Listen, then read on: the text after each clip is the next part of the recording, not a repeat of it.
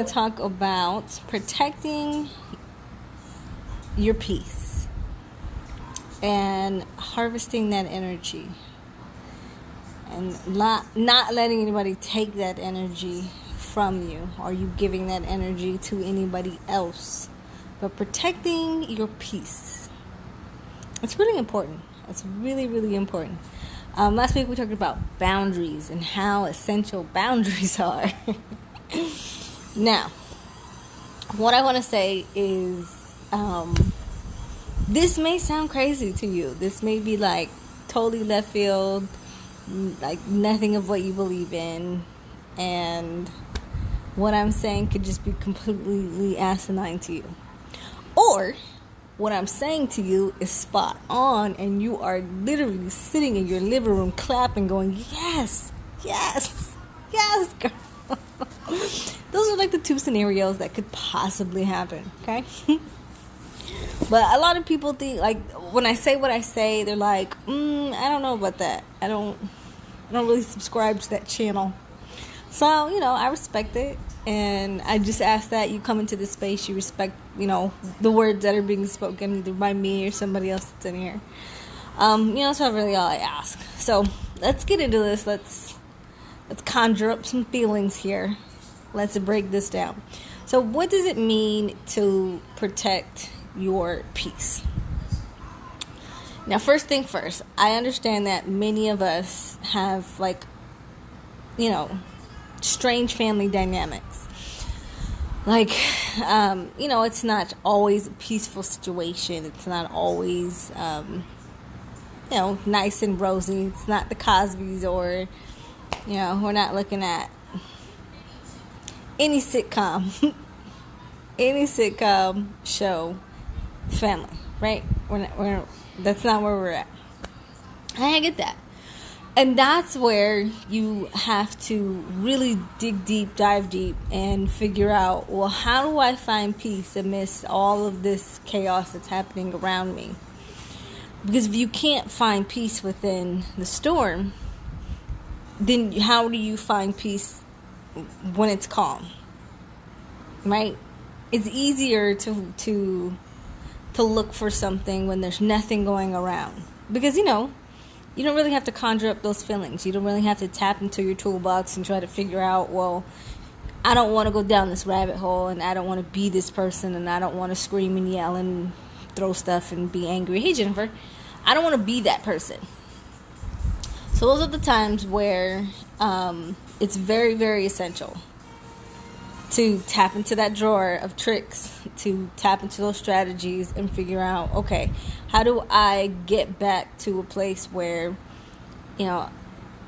yes, I'm not happy. Yes, I'm a little upset. Yes, I'm, perturbed. But you know what? I'm going to handle it with grace. I'm going to handle it with, respect. I'm going to acknowledge that other person. I am going to find some sort of peace amongst this tremendous storm that's coming ahead of me. And I will say, like I was, everybody's family dynamics is always different. But you can still apply the tools. You can still, do the strategies, and you can do all the things. You can still do all the things, no matter what the adversity is in front of you. Hey, Kathy. You can still apply whatever it is, even though, your life may not, my life may not look like Jennifer's, or my life may not look like Kathy's, or my life may not look like the next person. And we all have different lives, but that doesn't mean that we can't find what we need to find amidst the storm. So how do you find peace in chaos?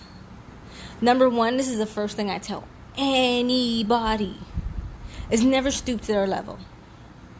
Never be that one that is like, okay, well, if you're going to go low, then shit, I'm going to go lower. If you're going to do this to me, then I'm going to do that.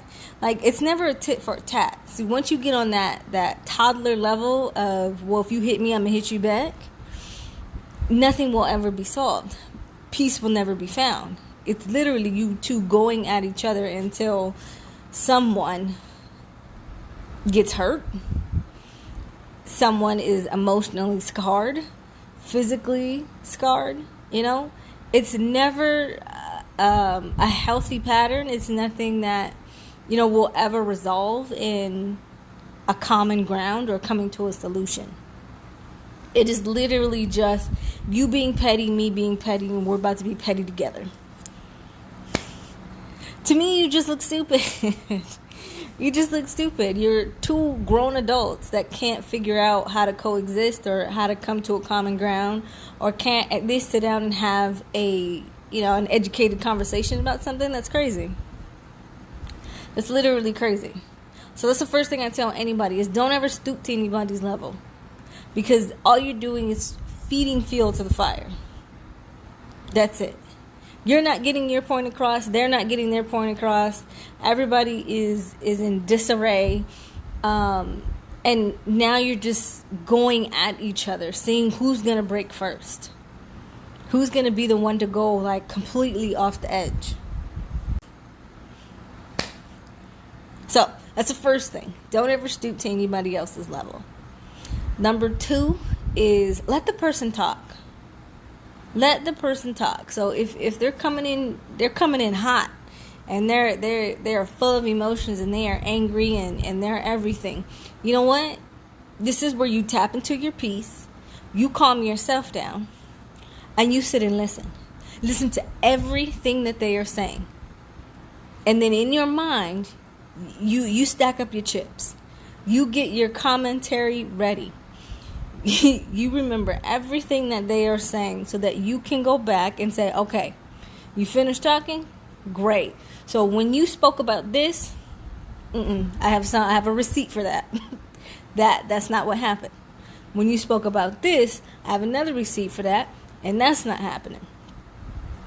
So if you don't come in on the same level as where they're at, it throws them off. It totally knocks them off of their game.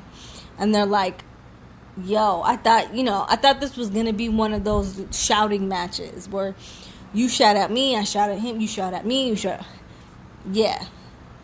So if you maintain your composure and you tap into, that place within you that says, I am not going to go to your level. I'm not going to show my ass like you're showing yours. It totally throws everything off guard. They have no idea how to react because what they thought was you were going to come in at the same energy, the same level as them. So they're ready for a verbal, debate. But inside, you're not on that level. You're not feeding their fuel. Or feeding their fire with your fuel. Right? So you're maintaining the peace within you. Here's another thing that I tell. So the first thing is don't stoop to their level.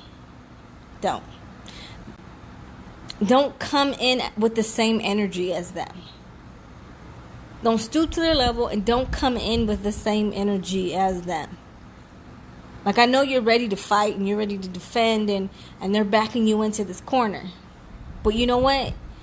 If you sit and you listen, you're stacking the chips against them so that when it's your turn to come out of the corner, you got a right hook, a left hook, and you're ready. You're jabbing.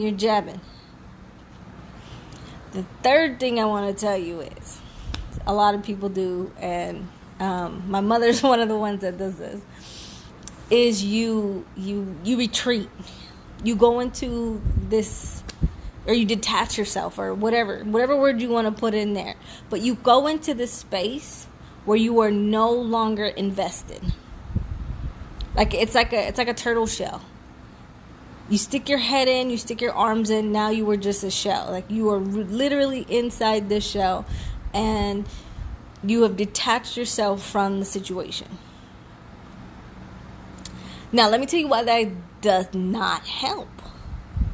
Because if you have a serious situation or issue or a concern that's on the table and it's too heavy for you, and the person is coming in with their energy and they're projecting, high frequencies of energy, you detaching and you drawing back is only going to make this situation worse, because now they feel like, well, you're not listening to me, you're not invested in this, and you don't care.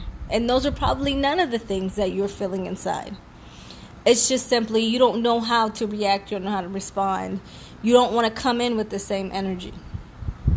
So it's best not to detach yourself and check out. We like to call it check out. Where you just check out of the conversation, and you are in another part of your brain. You are thinking about, what's for dinner. You're thinking about the clothes you got. You're thinking about in the laundry. You're thinking about anything else other than what is happening in this conversation now. You're not talking about anything.